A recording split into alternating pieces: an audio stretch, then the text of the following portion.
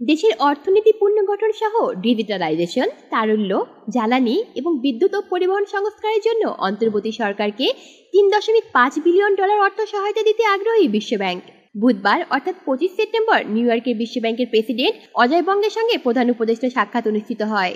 সেই সাইডলাইন বৈঠকে এই আগ্রহের কথা জানায় সংস্থাটি। প্রধান উপদেষ্টার প্রেস উইং জানান, নিউ ইয়র্কের জাতিসংঘের সদর দপ্তরে জাতিসংঘ সাধারণ পরিষদের সাইডলাইনে প্রধান উপদেষ্টার সঙ্গে এই বৈঠকে বিশ্বব্যাংকের প্রেসিডেন্ট এ সমর্থনের কথা ঘোষণা করেন। বৈঠকে ডক্টর ইউনূস অন্তর্বর্তী সরকার যে ব্যাপক পরিসরে সংস্কার পরিকল্পনা হাতে নিয়েছে তার জন্য বিশ্বব্যাংকের কাছে সহায়তা চেয়েছে। তিনি বিশ্বব্যাংকে তার ঋণদান কর্মসূচি সম্পর্কে সৃজনশীল হতে বলেন। সেই সাথে তিনি একটি দেশের পুনর্গঠনের সবচেয়ে বড় সুযোগ বলেও উল্লেখ করেন।